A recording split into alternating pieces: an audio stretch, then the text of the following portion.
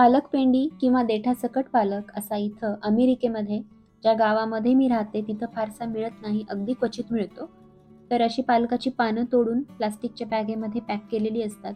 कोथिंबीर सुद्धा अशीच मिळते आणि यावरती यूज बाय डेट लिहिलेली असते, म्हणजे कधीपर्यंत तुम्ही वापरू शकता किंवा स्टोअर करू शकता.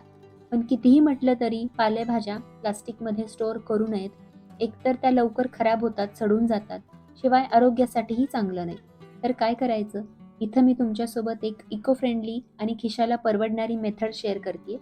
तर पालेभाज्या आधी व्यवस्थित निवडून घ्यायच्या. पाणी वगैरे असेल तर हवेला थोडं सुकू द्या. त्यानंतर असा सुती कॉटनचा कपडा घ्यायचा आणि त्यामध्ये या भाज्या पॅक करायच्या.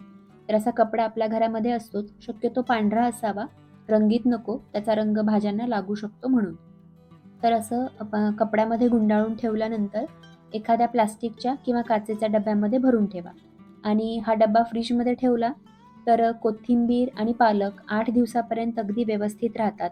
पुदिना तर 15 दिवसापर्यंत व्यवस्थित राहतो, अजिबात काळा वगैरे पडत नाही. नेहमी याच पद्धतीने भाज्या स्टोअर करते. तुम्ही सुद्धा नक्की वापरून बघा. टिश्यू पेपर वापरण्यापेक्षा सुद्धा मला ही पद्धत अगदी चांगली वाटते. कारण यामुळे आपला टिश्यू पेपरचा खर्चही वाचतो. कपडा आपण परत वापरू शकतो, त्यामुळे रियुजेबलही आहे. आणि टिश्यू पेपरमध्ये सुद्धा 2-3 दिवसातच भाज्या ओलसर होतात, खराब व्हायला सुरुवात होते. पण इथं असं होत नाही. त्यामुळे ही पद्धत एकदा वापरून बघा.